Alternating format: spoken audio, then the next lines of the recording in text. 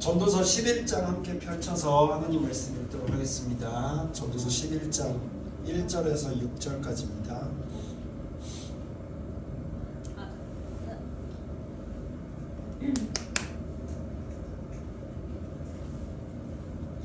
본문 안 띄워줘도 괜찮을 것 같아요. 괜찮습니다. 제가 핸드폰이 없어서요. 아, 그래요? 네. 보세요. 전도서 11장 6절 1절에서 6절 우리 한 목소리로 읽어보도록 하겠습니다. 같이 읽겠습니다. 시작. 너는 내 떡을 물 위에 던져라. 여러 날 후에 도로 찾으리라. 7에게나 8에게나 나눠 줄지어다. 무슨 재앙이 땅에 임하는지 내가 알지 못함이니라. 구름에 비가 가득하면 땅에 쏟아지며 나무가 나무로나 북으로나 쓰러지면 그 쓰러진 곳에 그냥 있으리라. 풍세를 살펴보는 자는 파종하지 못할 것이요 구름만 바라보는 자는 거두지 못하리라. 바람의 길이 어떠함과 아이 벤 자의 태에서 뼈가 어떻게 자라는지를 내가 알지 못함 같이 만사를 성취하시는 하나님의 일을 내가 알지 못하느니라. 너는 아침에 씨를 뿌리고 저녁에도 손을 놓지 말라. 이것이 잘 됐는지 저것이 잘 됐는지 혹 둘이 다 잘 됐는지 알지 못함이니라. 아멘. 개역개정 성경으로 같이 읽었는데 아마 새 번역으로 우리 번역이 있을 거라고 생각합니다. 옆에 이렇게 같이 보실 수 있으면 좀 함께 보면 좋을 것 같네요. 저는 전도서에서 오늘 본문의 말씀을 굉장히 좋아합니다. 이게 너무 제가 대학원 때 그 연변 과기대회를 만들어서 그 북한과 중국의 가능성 있는 인재들을 양성하는 그 교수님이 설교하실 때 이 본문을 가지고 설교하셔서 제가 그때 그 말씀을 지금까지도 잊지 않고 전도서에서 가장 좋아하는 말씀으로 제가 기억하고 있습니다. 이 첫 구절 1절 전도서 11장 1절을 딱 읽었을 때 저는 엄청난 충격을 받았습니다. 옛날 번역으로 보면 개역 개정 성경으로 보면 너는 내 떡을 물 위에 던져라. 여러 날 후에 도로 찾으리라. 이렇게 내가 먹을 떡을 내가 먹을 밥을 물 위에 던지라고 얘기하는 데서 엄청난 그 충격이 저한테 있었습니다.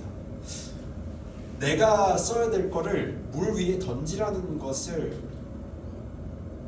세상에서 아무도 그렇게 가르치지 않는데 이 얘기를 듣고 정말 깜짝 놀랐습니다. 물 위에 내가 먹을 내 식물을 던지라라는 뜻을 이런 충격적인 일이 어디 있지? 내가 나의 물건을 내가 잘 간수하고 잘 모으고 더 많이 불리는 것에 대해서만 생각하고 있다가 내가 가진 것을 던지라는 이야기를 들었을 때 가장 큰 충격을 받고 그때 그 말씀과 그 예배를 지금까지도 기억하고 있습니다. 너는 내 떡을 물 위에 던져라. 더 옛날 성경으로 보면 너는 내 식물을 물 위에 던져라 라고 성경에서 이야기하고 있습니다. 새 번역에서는 이것을 내 돈을 가지고 무역에 투자해라 라는 말로 설명되고 있습니다. 재산을 움켜쥐고 있는 것보다 그러니까 물 위에다가 던지는 거. 물 위에라는 거는 그 당시에 사람들이 살고 있던 그 뭐랄까요 육지가 있고 바다라고 할 때는 어떤 의미가 있냐면 지금은 바다라고 하면 뭐 관광도 있을 거죠. 뭐 해운대에 막 사람들이 몰리는 것도 있을 거고 또 어업도 있을 거예요. 근데 그 당시에 물이라고 하면 쉽게 이렇게 이해가 되는 거예요. 물을 통해서 왔다 갔다 하는 무역, 배를 통해서 왔다 갔다 하는 무역이라고 생각해 볼 수 있는 겁니다. 재산을 움켜쥐고 있는 것보다 그 당시에 가장 활발하게 움직이고 있는 산업 위에 그것도 한 군데가 아니라 여러 군데 7이나 8로 나누어서 투자해라라는 말로 새 번역에서는 번역되어 있습니다.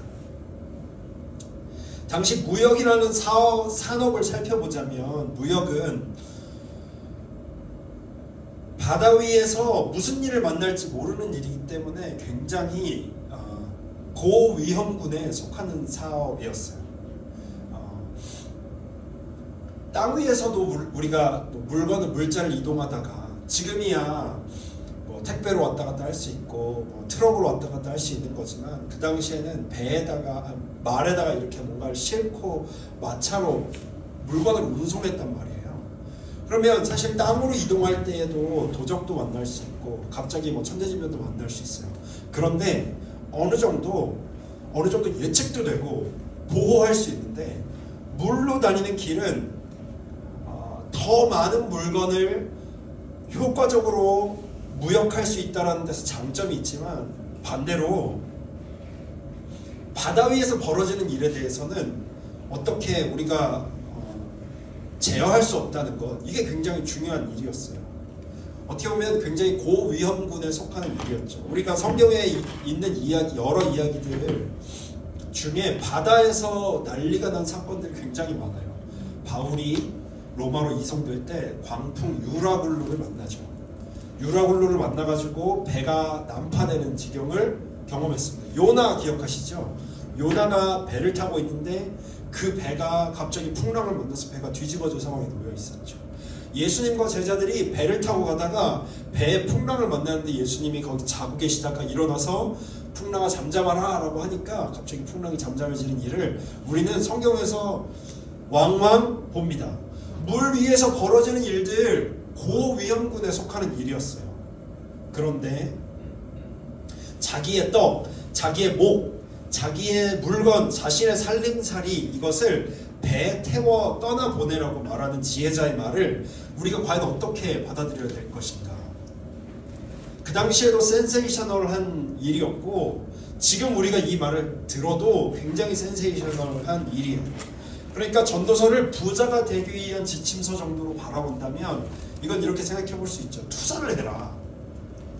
투자를 하고 그냥 한 군데 몰빵하지 말고 분산 투자를 해라. 부동산에 조금 하고 주식에도 조금 하고 그 다음에 뭐 벤처에도 조금 하고 여러 곳에다 나눠서 투자를 해라. 가능한 모든 방법 7이나 8개라고 얘기하는 거는 뭐냐면 가능한 모든 방법을 다 해보고 한 번 더 해라라는 거예요. 그러니까 투자를 해야 되는 거는 그냥 단지 제한하는 게 아니라 꼭 해야 될 일인 거예요. 반드시 될 때까지 해봐라 라고 얘기하는 거예요.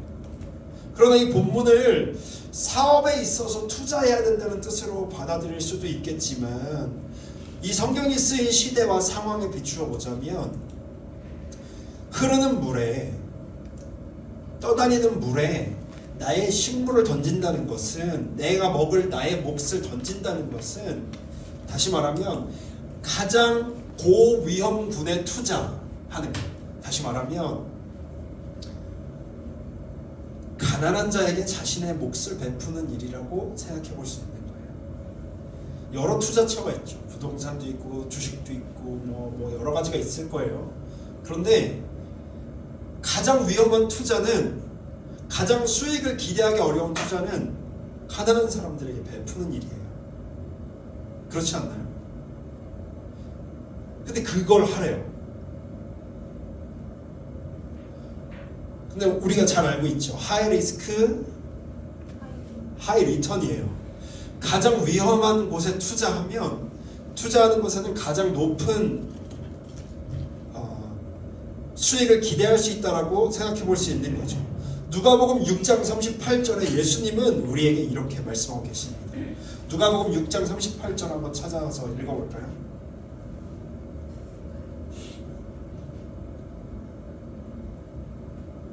누가복음 6장 38절입니다.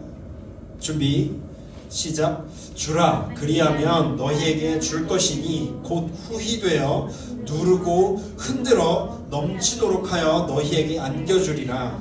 너희가 헤아리는 그 헤아림으로 너희도 헤아림을 도로 받을 것이니라. 예수님께서 우리에게 이렇게 말씀하십니다. 주라, give, 줘라 라고 얘기하고 있어요.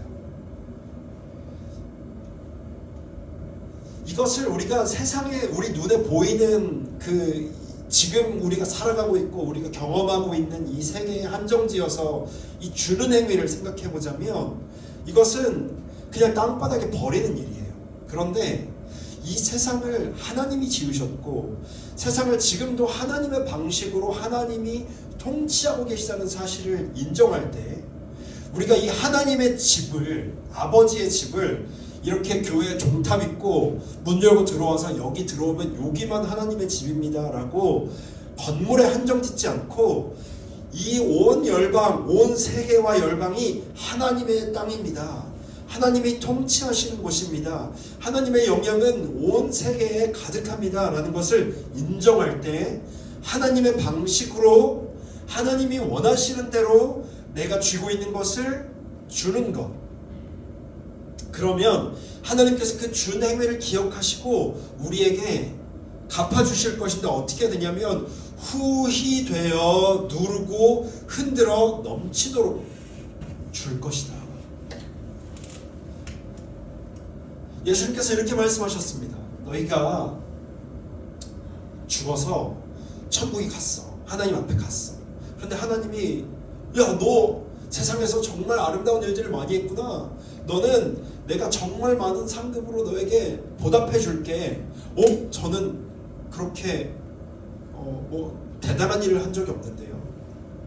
저 하나님에게 특별하게 대단한 일을 한 적이 없는데요 라고 할 때 하나님께서 뭐라고 얘기하셨냐면 너가 가난한 자에게 너의 물건을 나눠주지 않았니? 그게 바로 나에게 한 일이야. 그게 바로 하나님을 영화롭게 한 일이야. 나를 기쁘게 한 일이야 라고 하나님께서 말씀하셨다는 것을 우리가 기억해야 돼요. 저는 교회에다가 엄청 많은 좋은 일을 많이 했습니다. 하나님을 위해서 대단한 일을 많이 했습니다. 난 너 누군지 모른다. 왜 그러시죠? 왜 저를 모른다 그러시죠? 너는 이웃을 돕지 않았잖아요. 나에게 아무 일도 한 일이 아니야. 난 널 기억하지도 못해라고 하나님께서 말씀하신다고 예수님께서 그렇게 이야기하셨습니다. 우리가 우리 손에 움켜쥐고 있는 것보다 주는 게 더 중요하고 주는 게 더 나은 것이라고 지혜자가 이야기하고 있습니다. 주십시오. 물 위에 던지십시오. 이건 내 몫이야. 이건 내가 가져야 되는 거야. 이건 내가 누려야 되는 거야. 이건 내 거야 라고 얘기할 수 있는 그것들을 한번 물 위에 던져 오십시오. 세 번역에서 나온 대로 분산 투자해야 되는 거로 받아들일 수도 있지만 가장 위험하고 가장 아무런 결실도 가져다 주지 않을 것 같은 이웃에게 나누는 것, 그것을 우리가 생각해 봐야 된다는 것이죠. 그럼에도 이 본문에서 가장 중요한 것은 뭐냐면 누구에게 주냐도 중요한데 여기서 우리가 생각해 봐야 될 가장 중요한 원리는 뭐냐면 바로 내 손에 움켜쥐고 있는 것, 움켜쥐고 있지 않는 것, 그것이 굉장히 중요하다는 겁니다. 나의 재정, 나의 명성, 현재의 지위, 내가 이루어 놓았다고 생각하는 수많은 일들을 붙들고 있는 것, 그것이 어리석은 일이다라고 지혜자가 우리에게 말씀하고 있는 것입니다. 왜냐하면 우리는 미래를 모르기 때문에 그렇습니다. 3절을 한번 읽어볼까요? 3절 세 번역으로 읽어보겠습니다. 전도서 11장 3절입니다. 준비 시작. 구름에 물이 가득 차면 비가 되어서 땅 위로 쏟아지는 법, 나무가 남쪽으로나 북쪽으로나 쓰러지면 어느 쪽으로 쓰러지든지 쓰러진 그곳에 그대로 있는 법. 이 세상에서 우리가 무슨 재난을 만날지 모르는 거예요. 구름에 물이 가득 차면 비가 돼서 쏟아져요. 그리고 나무가 쓰러지면 그곳에 그대로 있는 겁니다. 우리는 살아가면서 이런 재난들을 만나는데 이런 재난이 벌어진다고 해서 내가 하는 이 주는 행위, 나누는 행위를 멈출 필요가 없는 거예요. 우리는 여전히 미래를 모르고 그냥 우리는 우리가 해야 될 일을 할 뿐이다라고 전도서가 이야기하고 있는 거죠. 인간은 바람과 비를 통제할 수 없어요. 그렇기 때문에 내 앞에 불길한 전망, 내 앞에 벌어질 일들, 내 앞에 벌어질 상황들 이런 거를 보고 막 열심히 계산기만 두드리는 사람은 아무것도 할 수 없다는 것을 지혜자가 이야기하고 있는 겁니다. 4절 바람이 그치기를 기다리다가는 씨를 뿌리지 못한다. 구름이 거치기를 기다리다가는 거두어들지 못한다. 밤낮 기후 조건 보고 이것저것 재고 있는 사람들보다 내가 보니까 앞으로 전망이 어떨 것 같아, 앞으로 뭐 대단한 일이 벌어질 것 같아, 세상이 어떻게 변할 것 같아, 이거 보면서 아무것도 하지 않는 사람들보다 매일 해야 될 일을 하는 사람이 더욱 지혜로운 것이죠. 여기서 생각해 볼 수 있는 두 번째 지혜는 뭐냐면 한번 따라볼까요? 지금 바로 움직이는 것이에요. 미루지 말고 모른다고 연기하지 말고 매일 할 일을 꾸준히 하는 것, 이게 지혜로운 거예요. 저는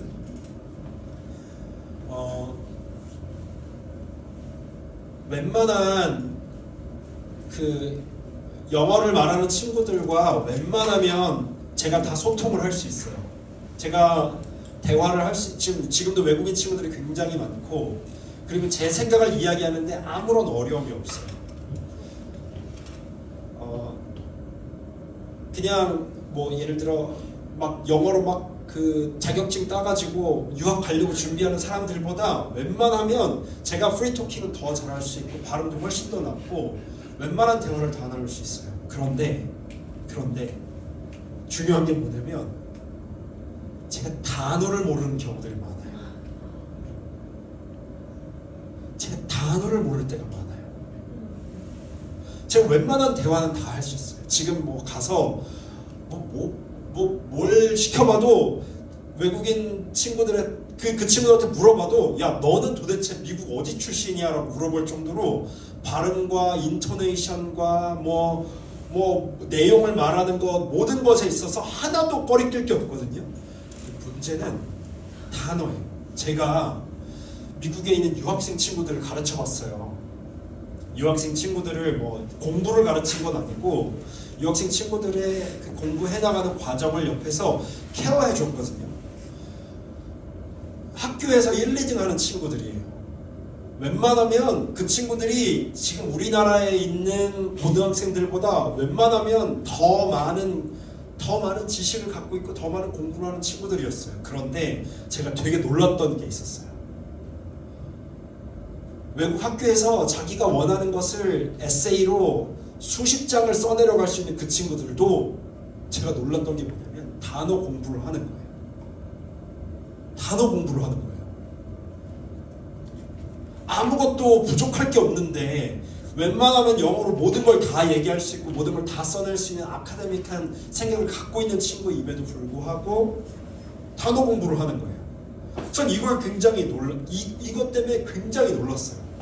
와, 얘네들도 단어 공부를 하네. 그리고 나서 제가 진짜 더 깜짝 놀란 건 뭐냐면 유학생이 아니라 미국에 살고 있는 그 나라에 살고 있는 독일에 살고 있는 프랑스에 살고 있는 그 친구들도 자기의 전공 공부를 하려고 할 때는 단어를 외우더라고요.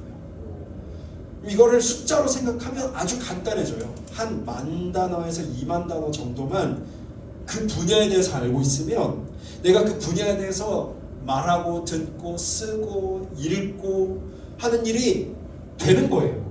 그냥 숫자로 생각하면 딱 10,000단어에서 20,000단어예요. 제가 뭐 전공이 신학이면 신학에 관련된 단어는 아무리 더 많이 이렇게 카운트를 해봐야 10,000개에서 20,000개 정도예요. 내가 의학을 공부하려고 하면 의학에 관련된 단어는 아무리 많다고 해봐야 10,000개에서 20,000개예요. 내가 물리학을 하려고 하면 10,000개에서 20,000개, 음악을 하려고 하면 10,000개에서 20,000개예요. 그냥 그 정도의 단어만 공부하고 있으면 내가 말하는 방식만 알면 충분히 그것에 대해서 글을 쓰고 말을 할 수 있고 발표를 할 수 있고 만들어낼 수 있다는 거죠. 그러면 이렇게 우리가 생각해보는 거죠. 영어 공부를 한다라고 정말 가정해봤을 때, 영어 공부를 한다라고 가정해봤을 때 막 프리토킹을 잘하는 뭐 외국인들 보고 막 그런 어떤 막 사람들을 보고 저 사람처럼 언젠가 영어를 다 할 수 있을 거야라고 하면서 그거를 뭔가 자괴감을 느끼는 것보다 지금 당장 오늘부터 할 수 있는 건 뭐냐면 단어 공부하는 거예요. 지금 당장 오늘부터 할 수 있는 건 쉽게 할 수 있는 일이에요. 단어를 그냥 공부하는 거예요. 뭐 그걸 어떤 사람은 쓰면서 외울 수도 있고 어떤 사람은 말하면서 외울 수도 있고 어떤 사람은 그냥 아침 저녁으로 들으면서 말할 수도 있는 거고 예를 들어 영어를 공부한다고 생각해 봤을 때 단어를 공부하는 것은 가장 쉽고 가장 간단한 일이고 오늘 지금 바로 할 수 있는 일인 거예요. 영어를 잘해야지 어떻게 하면 잘할까? 얼마나 잘할까? 누굴 만나야 잘할까? 어떤 학원을 가야 잘할까? 어떤 채널을 들어야 잘할까? 어떤 학원을 가야 잘할까? 이걸 고민하고 애쓰는 거는 정말 아무것도 아니에요. 오늘 내가 할 수 있는 건 단어를 한번 보는 거예요. 제가 어렸을 때 굉장히 재미있게 봤던 인터뷰가 있었어요. 저는 지금까지도 무한도전의 팬이에요. 무한도전 너무 재밌게 봤어요. 10년간 그 버라이어티 그 재밌는 프로그램으로 사람들을 웃긴다는 게 정말 놀라운 일이었고 그 무한도전을 만든 프로그램인 김태호 PD를 제가 굉장히 좋아해요. 도대체 저 인간의 머릿속에 뭐가 들어있지? 이런 생각을 하면서 김태호 PD를 막 그 인터뷰 같은 것도 찾아보고 팬심을 갖고 막 살펴봤어요. 그런데 제가 되게 놀랐던 게 있어요. 이 김태호 PD가 MBC라는 그 MBC의 예능 PD가 되는 거, 예능 PD가 되려면 시험을 4번인가를 봐야 되거든요. 그래서 지필고사를 보고 그 다음에 면접을 봐요. 그리고 면접을 본 다음에 어느 한 뭐랄까 그 펜션 같은 데다가 합격자들을 다 몰아 넣어놓고 그 뭔가 이제 프로젝트를 던져줘요. 그러면 그걸 수행해내는 거예요. 4번을 시험을 그렇게 4번에서 통과하는 게 그 당시 MBC PD가 되는 길이었어요. 그런데 이 김태형 PD가 어떻게 MBC PD가 되고 어떻게 이 대단한 프로그램들을 만들고 계속해서 사람들의 인기를 얻을 수 있을까? 당신은 그 비결이 뭡니까? 어떻게 했습니까? 그랬더니 김태형 PD가 이렇게 졸린 눈으로 대답하는 걸 제가 봤어요. 저는 어렸을 때 TV만 봤어요. 대단한 TV 프로그램을 만드는 길은 TV를 계속 보는 거예요. 계속 앉아서 이 사람은 계속 TV를 봤대요. TV를 본 사람이 TV 프로그램을 만드는 일을 했대요. 디자이너가 훌륭한 디자이너가 되려면요 어떻게 해야 되냐면 제가 지금 여러분들에게 아주 훌륭한 팁 하나를 가르쳐 드릴게요. 훌륭한 디자이너가 되려면 지금부터 할 수 있는데 뭘 해야 되냐면 뭐 해야 될까요? 훌륭한 디자이너가 되려면 봐야 돼요. 뭐라고요? 봐요. 네, 잘한 사람의 작업물들을 계속 보는 거예요. 제가 영상 감독으로 지금 일을 하고 있잖아요. 제가 회사에 처음 들어가서 1년 동안 한 일이 뭐였냐면 하루에 영상 5개를 보고 감상한 그 글을 남겨놓는 일이었어요. 누가 검사도 안 해요. 근데 그게 회사에 들어가서 제가 할 일이었어요. 아침에 가가지고 회사 출근해가지고 그 영상들이 많이 모여있는 그 사이트들이 있거든요. 감독들이 만든 거. 그럼 그걸 보고 그것을 본 느낀점을 제가 이렇게 기록하는 거예요. 그냥 그것만 했어요. 그리고 그것만 했는데 그렇게 보고 공부했던 것들이 나중에 제 토양이 돼가지고 지금도 제가 어떤 기획안을 내거나 아이디어를 내면 사람들이 그걸 보고 놀라요. 당신은 도대체 이걸 어떻게 생각해냈습니까? 저도 잘 모르겠어요. 근데 계속 봤어요. 라고 대답하는 거예요. 대단한 디자이너들, 대단한 감독들은 그 라이브러리를 많이 갖고 있는 사람들이에요. 그러면 이걸 또 한번 생각해 볼까요? 공부를 잘하려면 어떻게 해야 돼요? 뭐라고요? 이렇게 좀 더 가까이 해볼게요. 글을 잘 쓰려면 어떻게 해야 됩니까? 네, 많이 읽고 많이 쓰면 돼요. 별거 아니에요. 말을 잘하려면 어떻게 해야 돼요? 말을 잘하려면 많이 듣고 많이 말하면 돼요. 많이 듣고 말하는 거. 뭐하세요? 항상 책을 읽는 일, 내가 어떤 세계의 유명한 노벨상을 받을 만한 석학이 되는 일은 못하죠. 지금 당장 못해요. 어려워요. 어떻게 해요? 누가 나한테 노벨상을 줘요? 그런데 내가 오늘 할 수 있는 건 책을 읽는 일이에요. 책장 넘기는 것처럼 졸린 일도 없지만 책장 넘기는 것처럼 간단한 일도 없는 거죠. 전도자의 이 지혜는 그러니까 내 손에 지금 바로 움직이는 것이 중요하다. 지금 바로 할 수 있는 일을 해라 라고 얘기하는 전도자의 이 지혜는 마치 우리의 이 불확실한 미래를 알 수 없는 세상을 밝히 살아갈 수 있는 지혜와 같다고 생각할 수 있죠. 시편은 이렇게 나와 있습니다. 한번 따라해볼까요? 주의 말씀은 주의 말씀은 내 발의 등이요 내 발의 등이요 내 길에 내 길에 빛이니이다. 빛이니이다. 주의 말씀이 옛날에는요 지금처럼 가로등이 없었어요. 그러니까 호롱불을 들고 걷는 요 자리만 보이는 거예요. 그냥 이렇게 한 발짝씩만 가는 거죠. 주의 말씀이 내 발의 등이고 내 길의 빛이라고 할 때는 길에 있는 가로수를 말한 게 아니라 내가 요 앞에를 보고 여기를 밝히 볼 수 있는 지혜를 말하는 것이 바로 이 성경에서 말하는 거였어요. 지혜자는 그날 내가 할 수 있는 한 가지를 하라고 얘기하고 있는 것이죠.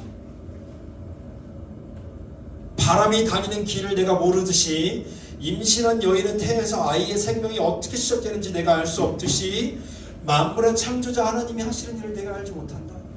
어떻게 내 안에 내 속에 내가 세상에 벌어지는 일들의 이치가 어떻게 되면 이걸 막 골몰하고 이게 어떻게 벌어지는 일을 알아내기 위해서 막 애쓰는 거는 지혜자가 보는 관점에서는 그 미련한 일이라고 얘기하고 있어요. 그거 어떻게 벌어지는 일을 탐구하는 것보다 오늘 할 일을 하래요. 태양을 보면서 과연 오늘 날씨가 이렇게 어떻게 될까? 이렇게 좋을까? 나쁠까? 누구는 뭐라고 얘기했지? 기사를 봐봐. 이건 좋은 거야? 나쁜 거야? 이거 한번 읽어봐. 넌 어떻게 생각하니? 사람들 의견 다 물어보고 내가 모든 확신이 들 때까지 기다리고 있다가는 그건 아무것도 할 수 없다고 얘기하고 있는 거예요. 도리어 오늘 아침에 해야 될 일, 오늘 저녁에 할 일을 해야 되는 거죠. 6절에 보니까 한번 같이 읽어볼까요? 6절 아침에 씨를 뿌리고 저녁에도 부지런히 일하여라. 어떤 것이 잘 될지, 이것이 잘 될지, 저것이 잘 될지 아니면 둘 다 잘 될지를 알 수 없기 때문이다. 절망적인 상황에서도 오늘 내가 할 수 있는 일은 있어요.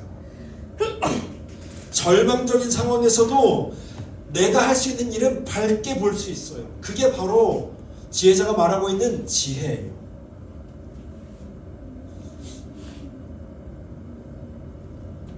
말씀을 정리하며 오늘 지혜자는 우리에게 두 가지를 제안했습니다. 네가 먹는 식물을, 너의 몫을, 네가 가진 것을 물 위에 던져라. 세 번역에 보면 그것은 네가 돈을 갖고 있으면 투자해라 라고 얘기하고 있는 거잖아요.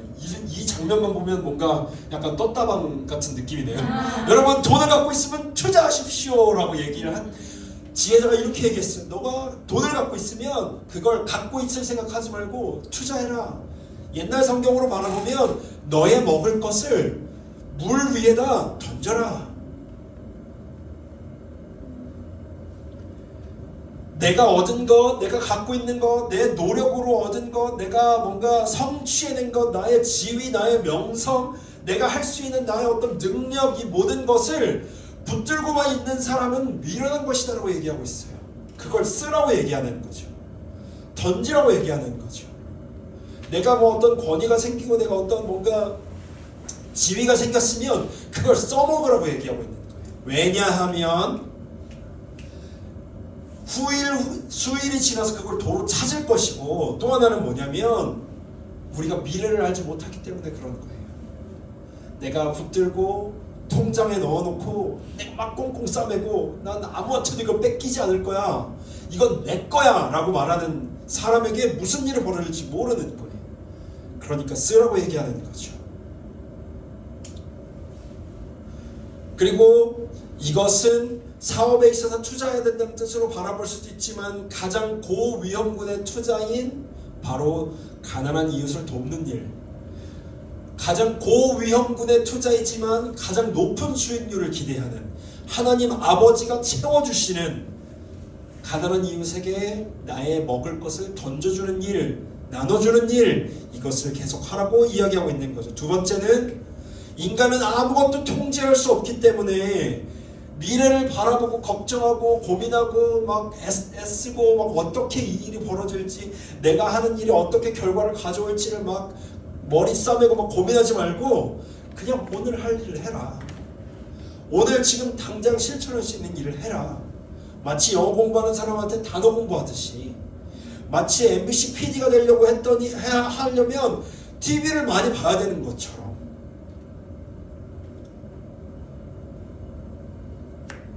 항상 내가 지금 당장 해야 될 일을, 바로 할 수 있는 일, 그 일을 해라라고 이야기하고 있습니다. 오늘 이 지혜자가 우리에게 이 지혜로운 삶을 살아갈 것에 대해서 말하고 있습니다. 이 본문이 더 우리에게 큰 의미를 가져다 주는 것은 뭐냐면, 우리가 사는 세상이 이렇게 살아가는 것과 반대이기 때문에 그렇습니다. 그 당시에 너의 돈을 투자해라, 나눠라 라고 하는 말은 그 당시에 재물을 축적하려고 난리가 난 사람들에게는 이해할 수 없는 행동이었어요.